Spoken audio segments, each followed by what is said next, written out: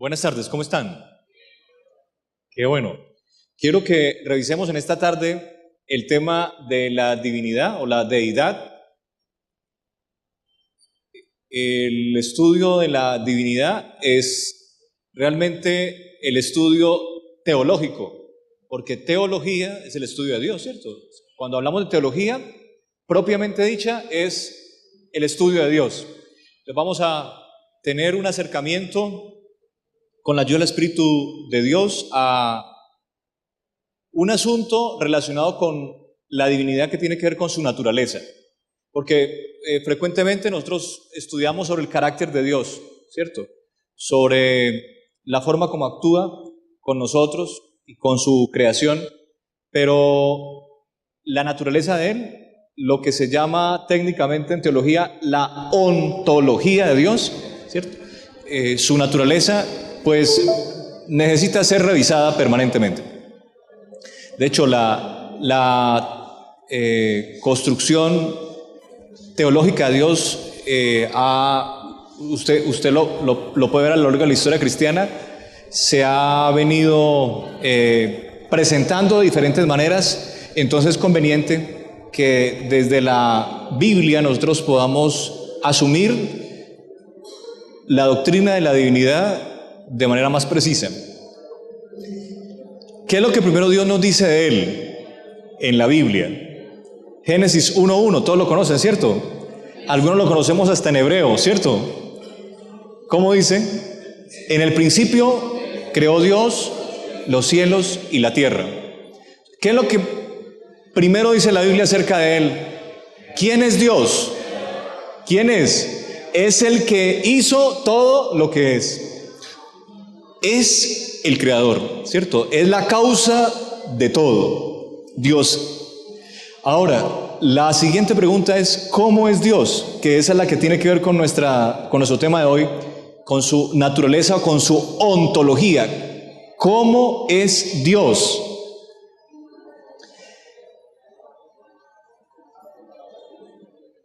Desde su naturaleza, no desde su carácter, sino desde su naturaleza, ¿cierto? Desde su naturaleza. ¿Cómo es Dios? Juan 4:24 nos dice cuál es la esencia, o permítanme utilizar la palabra que también Pablo utiliza, la sustancia, o sea, ¿de qué está hecho Dios? Es lo primero que tenemos que despejar en esta tarde. ¿Cuál es su naturaleza? Nosotros estamos hechos ¿de qué? De carne y hueso, somos materia, ¿cierto? Somos materia, somos polvo. Pero Dios es, Juan 4:24, ¿cómo dice? Dios es espíritu. Dios es espíritu. Dios es un espíritu. O sea, la naturaleza de Dios no es carnal, no es material. Es de una sustancia. Pablo me permite utilizar la palabra porque dice que Jesús es hecho de la misma sustancia del Padre. Es de una sustancia que la Biblia llama espíritu. O sea, acá en la palabra que se utiliza es neuma. ¿Cómo? Neuma. Ustedes han escuchado neumáticos, los neumáticos de los autos, porque los neumáticos de los autos son internos, pero al mismo tiempo están llenos de aire. Entonces, neuma es una palabra que en griego significa varias cosas. Uno es aire, viento. Si usted lee en el capítulo 3 de Juan también, Jesús dice, el viento sopla de donde quiera. Y la palabra que utiliza ahí es neuma. O sea, la palabra neuma implica viento. El viento, que es un elemento natural. La segunda implicación de la palabra neuma es la naturaleza de un ser, o sea, de un ser, o sea, la sustancia con la que está hecho un ser. Dios es, y los ángeles son ¿qué? Espíritus también. Hebreos 1 nos dice que son espíritus ministradores, ¿cierto? Entonces los ángeles son espíritus, y los ángeles del bien, pero también los ángeles del mal, porque no tenemos lucha contra carne, dice Efesios 6, ni sangre, sino contra huestes espirituales, ¿cierto? Entonces, la naturaleza de un ser también tiene tiene la derivación, o el concepto de la naturaleza de un ser viene derivado de neuma, de la palabra neuma. No vamos a darle la importancia a las otras dos palabras porque hablaríamos de pronto de eso en otra clase. Pero lo que queremos decir en esta hora es que Dios es un espíritu. Los ángeles son espíritus. Nuestra naturaleza es distinta a la de Dios. Nosotros tenemos otro elemento dentro, de acuerdo a Eclesiastés 12:7, a Génesis 2:7 y 8. Tenemos un elemento dentro que también se llama espíritu, pero eso que nosotros tenemos adentro es diferente a la naturaleza de Dios. O sea, una cosa es lo que hace que yo viva, el soplo de vida, que es la tercera implicación que tiene la palabra neuma, y en el Antiguo Testamento la palabra nefesh y ruah, ¿cierto? En el Antiguo Testamento.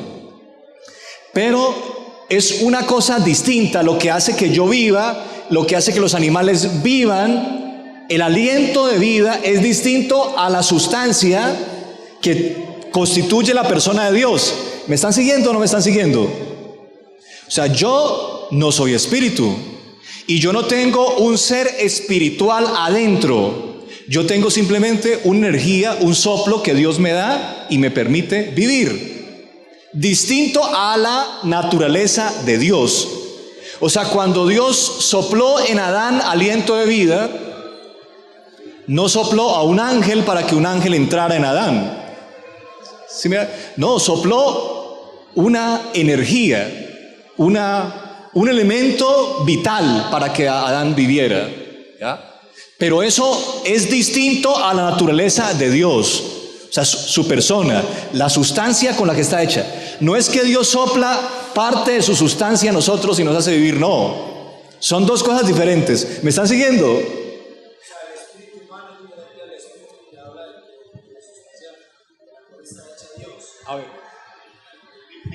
O sea, es diferente el espíritu que el ser humano tiene al espíritu que dice la palabra de Dios, de lo que está compuesto el ser de Dios. Son diferentes, aunque están escritos con la misma palabra espíritu. Entonces ahí donde yo digo que hay una confusión en la traducción, ¿cierto? Deberían de haber diferenciado bien al traducir que este espíritu es diferente del espíritu del hombre. El espíritu Dios, diferente espíritu del hombre. Debería haber una traducción mejor para eso. Correcto. Y hay aún una cuarta implicación de la palabra neuma, o la palabra ruah en el Antiguo Testamento, y es el nombre propio de una de las personas de la divinidad, el Espíritu Santo. O sea, una cosa es una persona de la divinidad que llama espíritu. Otra cosa es el cuerpo, la esencia, ¿cierto? La sustancia con la que Dios está hecho. Otra cosa es lo que Dios sopla en mí. Son tres conceptos distintos. ¿Me siguen? Pues no tenemos el tiempo acá para poder dilucidar esto textualmente, pero si a futuro de pronto estudiamos sobre antropología bíblica, o sea, sobre la naturaleza del hombre, tendremos más tiempo para poder avanzar. Lo que sí queremos dejar claro es que Dios es un espíritu. Si no, pastor, una duda en torno a un texto que usted citaba ahorita, que es Eclesiastés 12:7, cuando dice que el polvo vuelve a la tierra como era y el espíritu vuelve a Dios que lo dio. Entonces, ese retornar a Dios que lo dio, ¿cómo lo clarificamos? A ver, es que ¿qué dice Dios en Génesis 2 cuando hizo al hombre? Sopló. Cuando vuelve el espíritu a Dios, se toma el aire así. O sea, Dios cuando da vida, sopla, y cuando toma la vida, se toma el aliento y ya. Así de sencillo. O sea, lo que hace que el ser humano viva es un soplo, o sea, un viento que sale de Dios, pero no es la naturaleza de Dios, ni tampoco el Espíritu Santo, ¿cierto? Hay pasajes que requieren cierto acercamiento para poder dilucidarlos, como es el pasaje cuando Jesús allá en los evangelios sopla sobre los discípulos, dice: y recibid el Espíritu, sopló, pero es una forma figurada, porque el espíritu, como la palabra es neuma, tiene implicación de viento. Y por eso es que él también, cuando habla con Nicodemo, dice: el viento sopla, porque el viento es un símbolo del Espíritu Santo. El hermano quería comentar algo. Por ser Dios de una materia distinta a la humana, su alimentación o nutrición también es... Sí, la Biblia no nos dice, ¿cierto?, cómo Dios se alimenta, ¿no? La Biblia no nos habla de eso. La Biblia sí habla de cómo se alimentan los ángeles. Los ángeles son seres espirituales, pero también se alimentan. ¿De qué se alimentan? De maná. El maná es el alimento de los ángeles. Pero los ángeles también son espíritus. Los ángeles son espíritus, los ángeles del mal, los demonios son espíritus. Dios es espíritu. Dios es un ser espiritual, o sea, la esencia de Él es espiritual. Es lo primero que despejamos hoy. Entonces, Dios es un espíritu. Ahora, ¿los espíritus tienen forma? Es la segunda pregunta, ¿cierto? O sea, ¿Dios tiene forma? ¿Dios tiene forma? ¿O es un ser que está disperso por todo el universo? ¿Es como una luz que lo llena todo?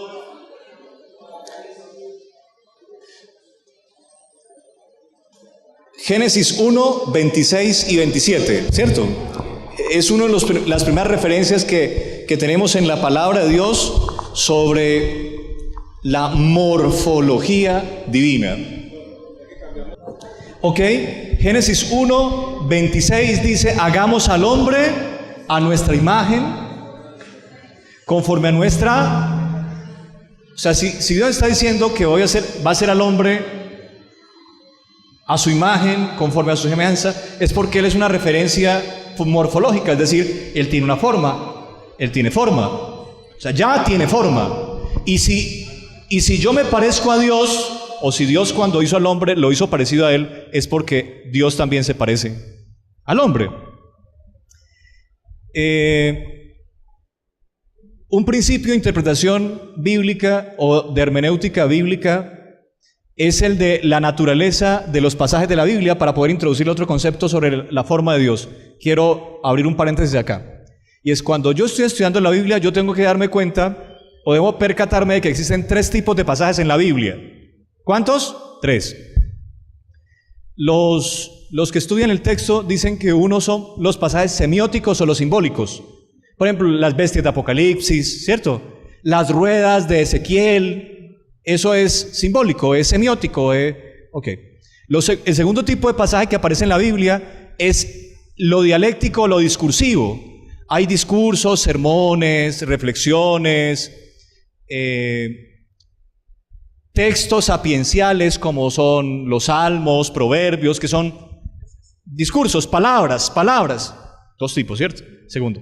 Y lo tercero es lo histórico, lo factual, lo literal. Son 3 tipos. Cuando yo hago teología, debo darle mucha importancia a estos 3 tipos de pasajes, o sea, debo diferenciar. No es conveniente yo hacer teología con lo simbólico. Por ejemplo, en Apocalipsis 1 usted va a ver que Jesús se aparece en el capítulo 1, que tiene una espada en su boca, ¿cierto? Que en su mano tiene 7 estrellas, que camina en medio de candelabros. Yo no puedo asumir ese pasaje como histórico, como literal, como real. Y yo no puedo decir: Jesús en el cielo tiene una espada, tiene unas estrellas en la mano, camina entre 7 candelabros. No, porque el pasaje es simbólico, ¿cierto? Entonces no es bueno hacer teología sobre pasajes simbólicos. ¿Me están siguiendo? O sea, es riesgoso porque llegamos a interpretaciones impropias, erróneas. Los otros pasajes donde también debemos tener precaución en lo dialéctico.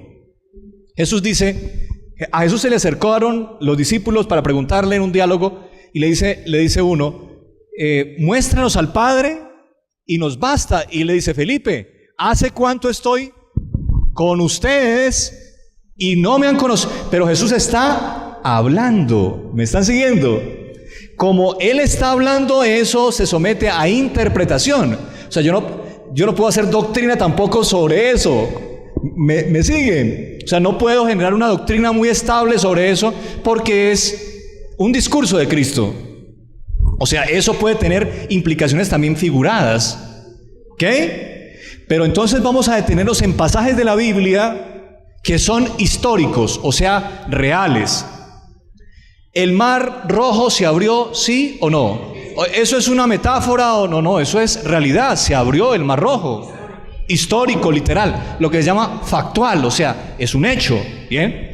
Ahora, el pasaje que voy a leer es de Éxodo capítulo 33, Éxodo capítulo 33, para poder decir que Dios tiene forma. Génesis 1, 26 y 27 es real, porque Dios hizo al hombre de verdad, ¿cierto?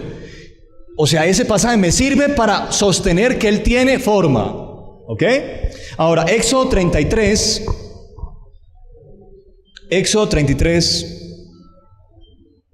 versos 19 en adelante. Y le respondió Dios a Moisés: yo haré pasar todo mi bien delante de tu rostro y proclamaré el nombre de Jehová delante de ti, y tendré misericordia del que tendré misericordia y seré clemente para con el que seré clemente. Versículo 20. Dijo Dios: no podrás ver mi rostro. O sea, Dios tiene rostro. ¿Ok? No podrás ver mi rostro porque no me verá hombre alguno.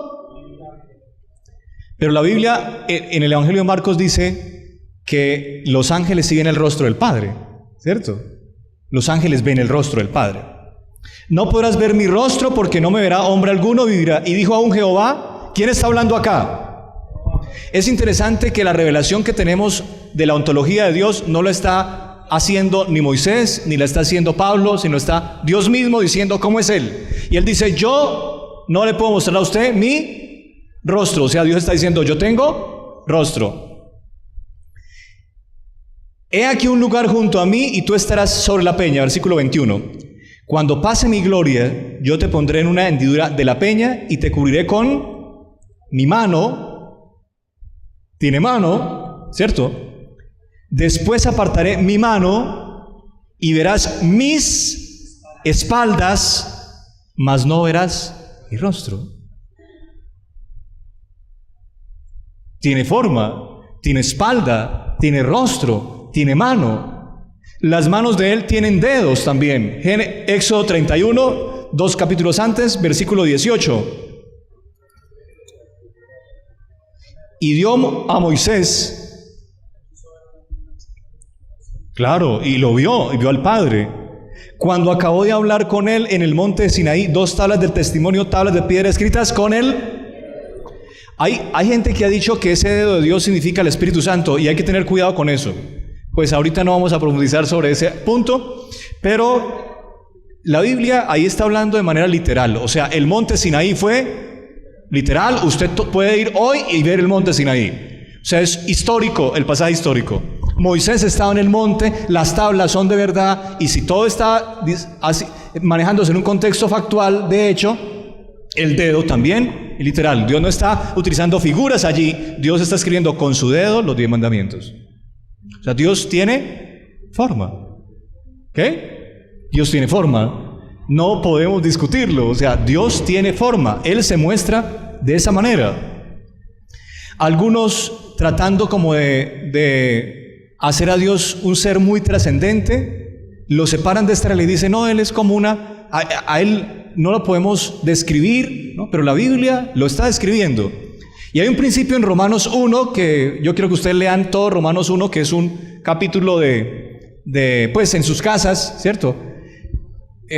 Donde Pablo dice: lo que de Dios se conoce les es manifiesto porque Dios... O sea, si la Biblia dice que Él tiene espalda, es porque tiene espalda, no lo pensemos de otra manera. O sea, lo que Dios ha revelado de Él es así. No nos pongamos a pensar otras cosas.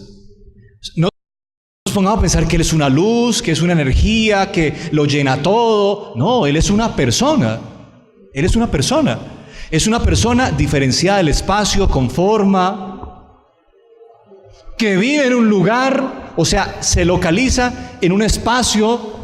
¿Dónde se localiza? Isaías 66:1, que dice: el cielo es mi trono. Acababa de leer antes de venirme a Ezequiel 28, cuando dice que el enemigo de Dios ¿cierto? Estuvo en el monte de Dios, donde Dios vive. O sea, Él tiene un espacio en el universo donde vive. Dios vive en un espacio del universo, es un ser real.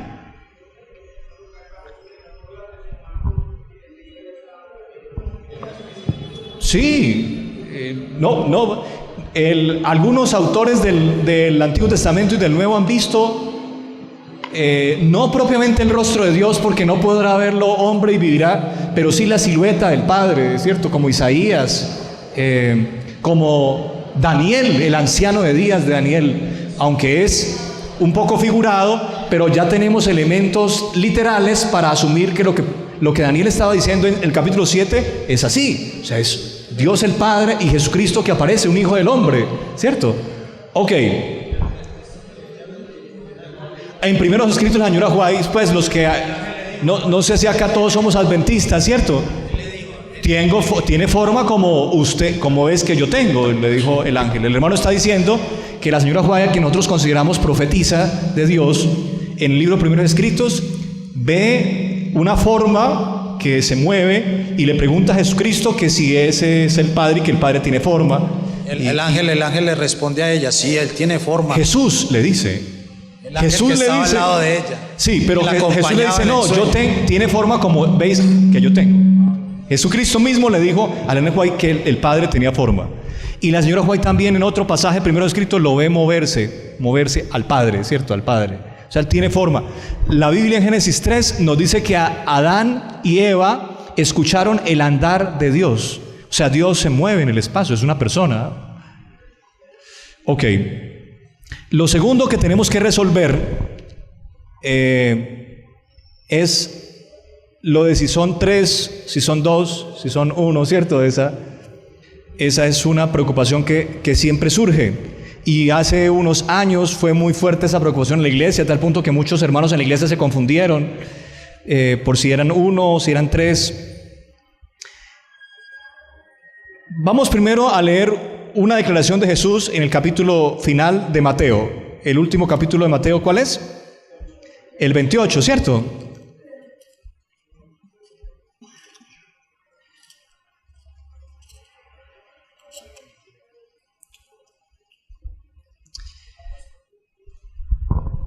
No fue. Le cheque.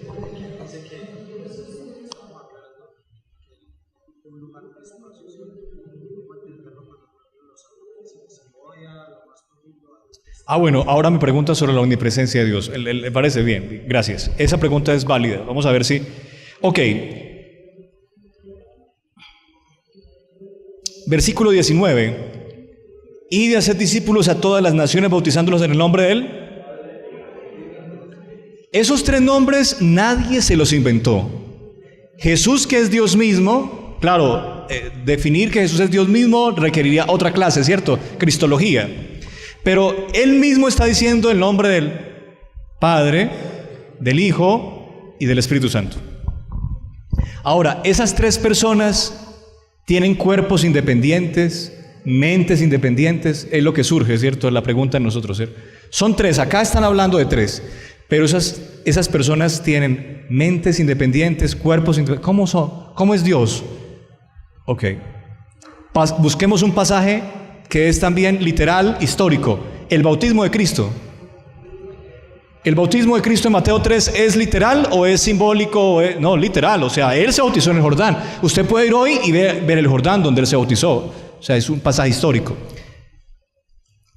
Para hacer doctrina, mucha gente dice, no, los que hablan de la Trinidad es porque clonan un concepto pagano de la Trinidad. No, pues vamos a mirar en la Biblia. O sea, si la Biblia lo muestra, yo no puedo discutirlo. Puede ser que en las otras culturas coincida el concepto, pero la Biblia tiene el concepto. Vamos a mirar si lo tiene o no. San Mateo capítulo 3. En el contexto del bautismo de Jesús. Últimos versículos 16 y 17. Y Jesús, después que fue bautizado, ¿Jesús quién es? Una de las personas, el Hijo, ¿cierto? En nombre del Padre, quedamos con ese texto, ¿cierto? Del Hijo. Y Jesús, después que fue bautizado, subió luego del agua. ¿Dónde estaba Jesús? En un punto del universo físico, que es el Jordán, ¿cierto? Ahí. Un cuerpo estaba ahí, en el Jordán. El Hijo. Ok. Para yo saber que un cuerpo es diferente a otro cuerpo es porque hay espacio entre ellos. O sea, un cuerpo está ubicado en un espacio y el otro cuerpo está ubicado en un espacio distinto. Vamos a ver si encontramos 3 cuerpos diferenciados en el espacio, en 3 puntos distintos del espacio. Y después que Jesús fue bautizado, subió luego del agua, y aquí los cielos fueron abiertos, y vio al Espíritu de Dios que descendía como paloma y venía. Entonces Jesús está en el piso, en el suelo, el Espíritu Santo está en otro lugar, viene descendiendo. Versículo 17, y hubo una voz de los cielos que decía: este es mi Hijo amado, en quien tengo complacencia. La Biblia me está diciendo que Jesús está acá, que el Espíritu Santo está descendiendo, y allá en el cielo donde Dios vive, el Padre habla diciendo: este es mi Hijo amado. 3 puntos en el espacio, 3 cuerpos distintos. Y es un pasaje real. Y volvemos a utilizar el concepto de Romanos 1. Lo que de Dios se conoce les es manifiesto porque Él se lo manifestó. O sea, si Él se manifestó así, es porque Él es así. No nos pongamos a pensar otra cosa. O sea, a veces uno se complica la vida, ¿cierto? Pero es así, o sea, simple, así de simple. Dios tiene 3 cuerpos, o sea, ellos son 3 cuerpos. Otro pasaje histórico, Hechos 7:55. Hechos capítulo 7, versículo 55.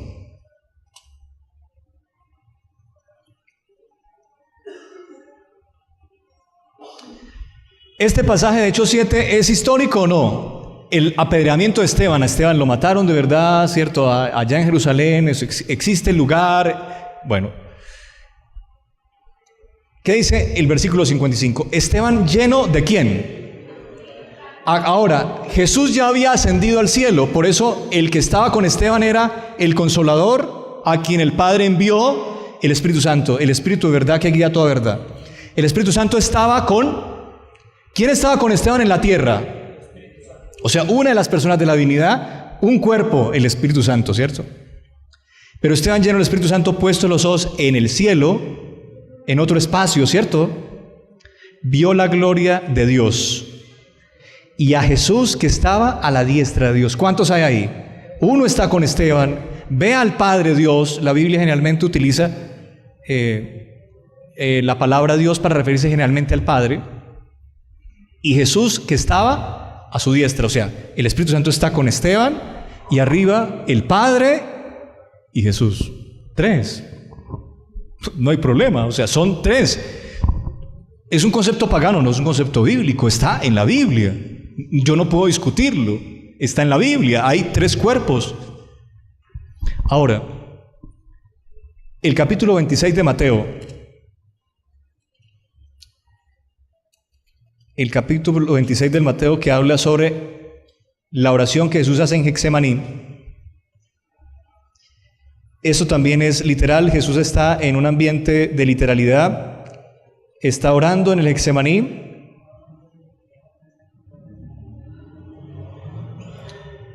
Versículo 39.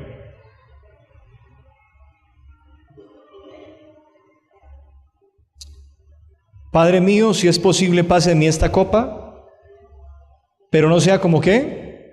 Como yo quiero, sino como tú. Voluntades distintas.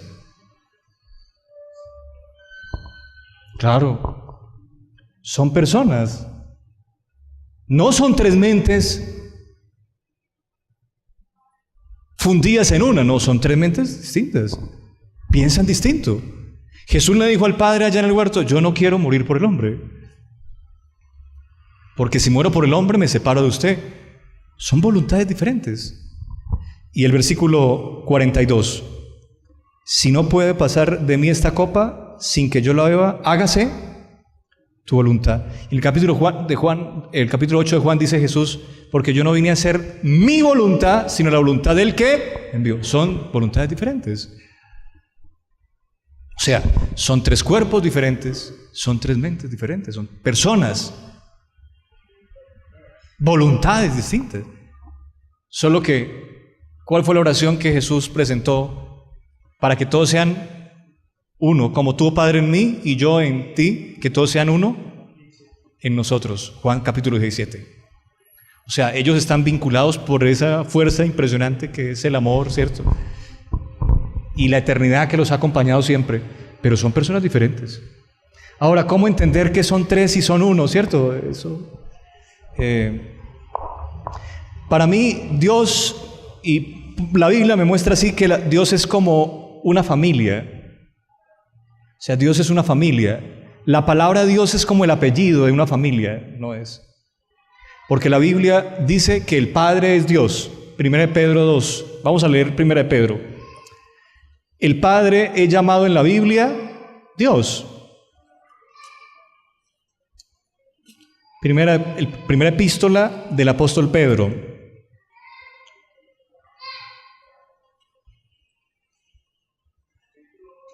Capítulo 1, versículo 2. Ahora, los nombres Padre, Hijo y Espíritu Santo se repiten muchas veces en el Nuevo Testamento. O sea, no es solo el caso de Mateo 28, 19, sino que se repite muchas veces. Pero observen cómo llama Pedro al Padre. Versículo 2, elegido según la presciencia de Dios Padre, en santificación del Espíritu para obedecer y ser rociados con la sangre de Jesucristo, gracia y paz os sean multiplicadas. Bendito el Dios y Padre de nuestro Señor Jesucristo.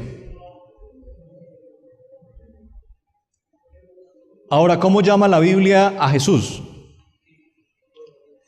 Hijo de Dios, pero también lo llama Dios. Romanos capítulo 5.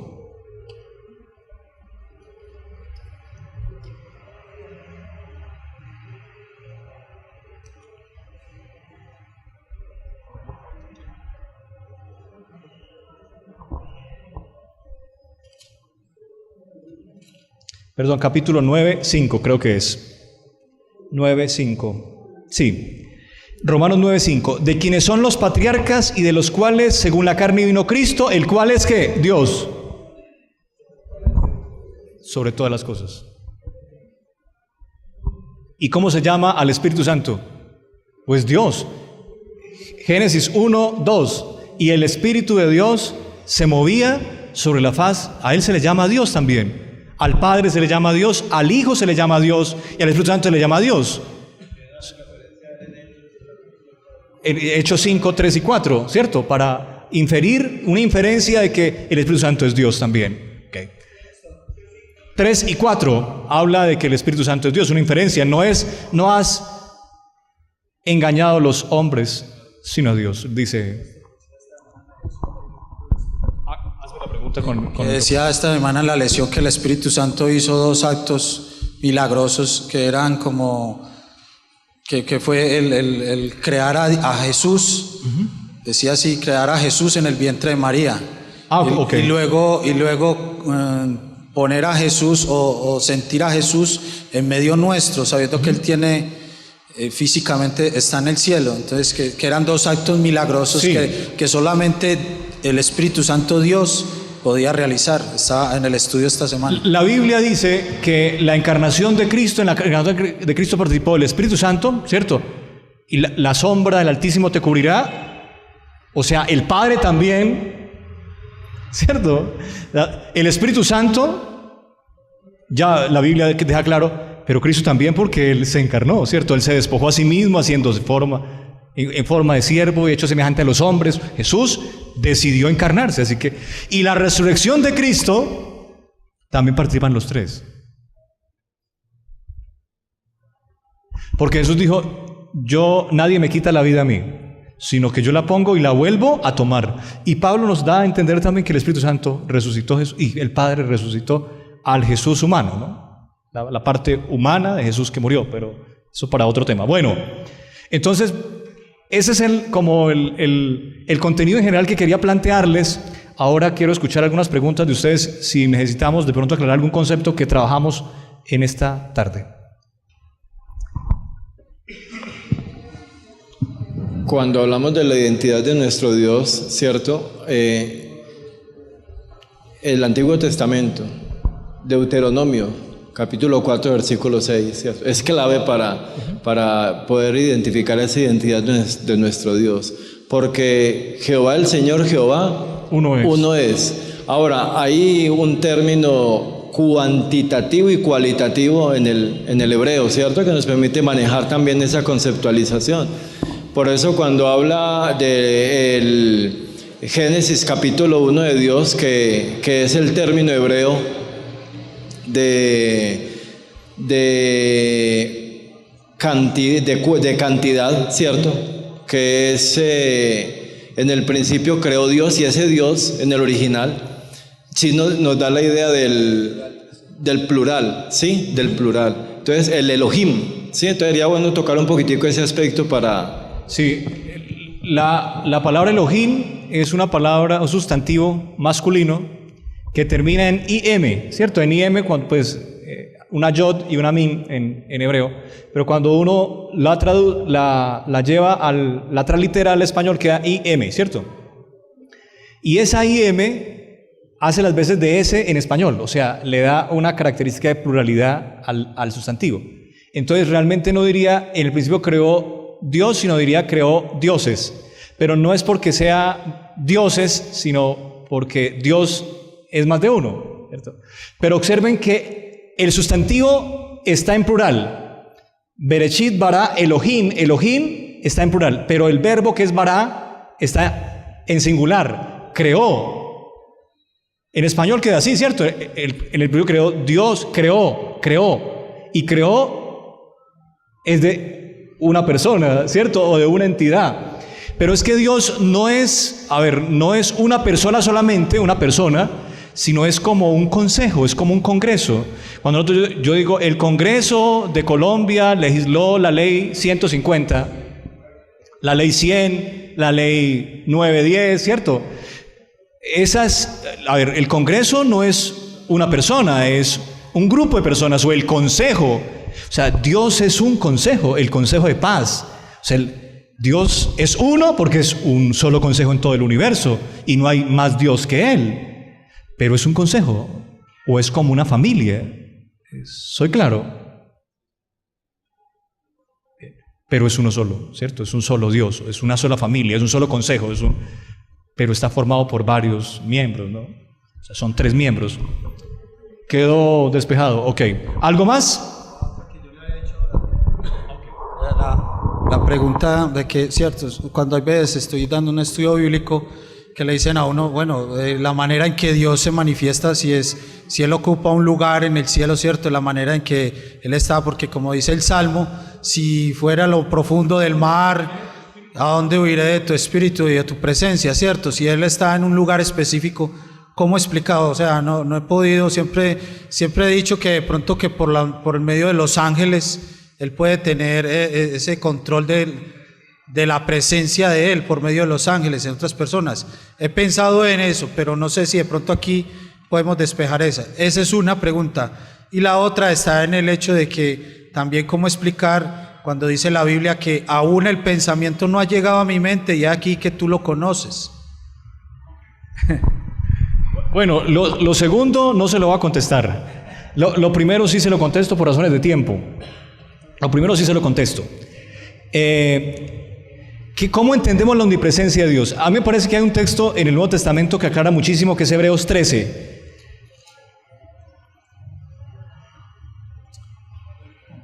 Hebreos 4:13, perdón.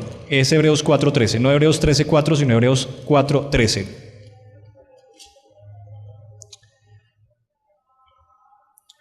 Observen lo que dice Pablo acá. Y no hay cosa creada que no sea manifiesta en su presencia. Antes bien, todas las cosas están desnudas y abiertas a los ojos de aquel a quien tenemos que dar cuenta. Dios vive en un punto del universo, ¿cierto?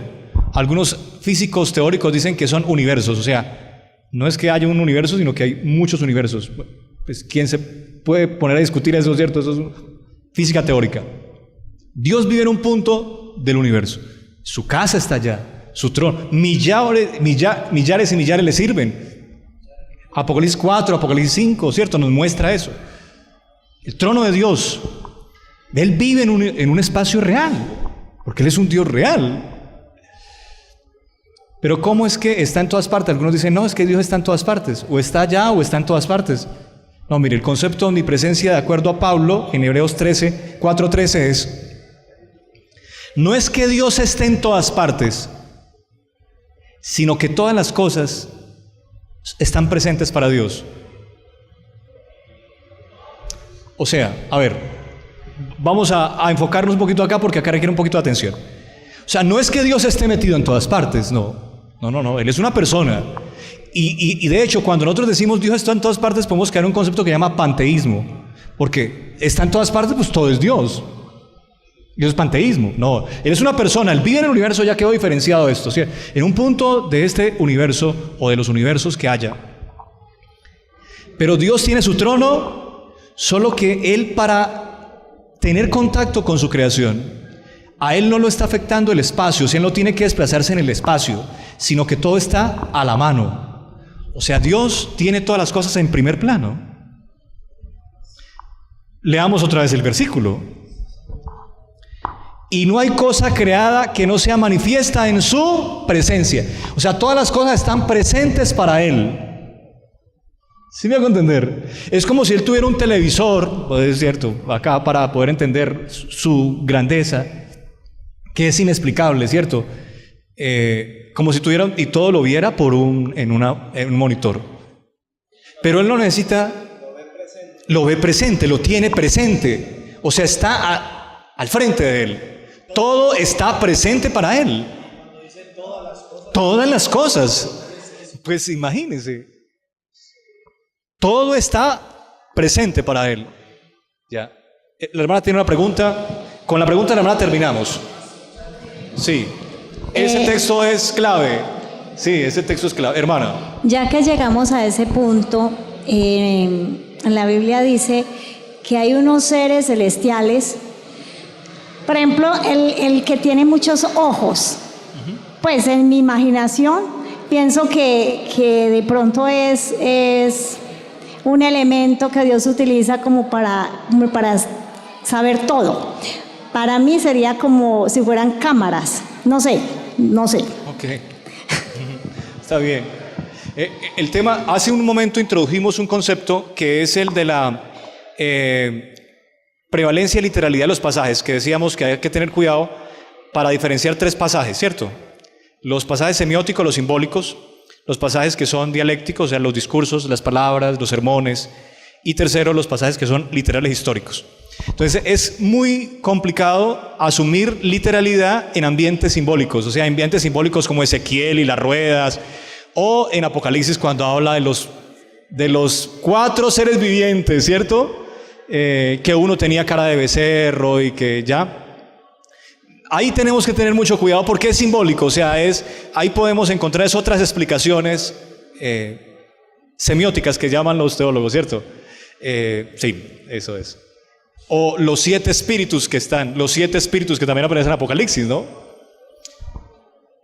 Bien. Bueno, resuelto, ¿cierto? No, no, es simbólico. Esas expresiones son simbólicas y tienen que entenderse de otra manera.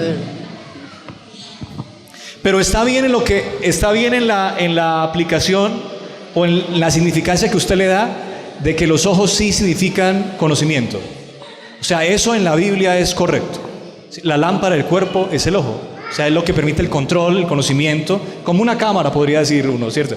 Pero eso es lo que implica. El ojo en los ambientes semióticos o simbólicos implican conocimiento. Bien. Oye, una pregunta, la última. Dice que hermano, un momentico, lo que pasa es que no podemos abusar del tiempo de la sociedad de jóvenes y tampoco de la disponibilidad que el pastor ha tenido. Qué pena, más bien aprovechamos y si el pastor le puede resolver la pregunta aparte no hay dificultad, ¿sí? Pues por bienestar de la sociedad de jóvenes que tienen un programa larguito en este momento y ellos tampoco quieren terminar muy tarde después de las 6. ¿Está bien? ¿Cuánto le agradecemos al pastor por esta oportunidad que nos dio de compartirnos estos? Hermanos, mire, esta clase es de teología y para los estudiantes recibirla en la universidad tienen que pagar. y Él nos la permitió a nosotros por pura benevolencia, pastor. Muchas gracias, pastor Quintero. Claro, pastor. Sí. Oremos para terminar este tema, ¿sí? Nos arrodillamos delante de nuestro Dios, ¿les parece? ¿Sí?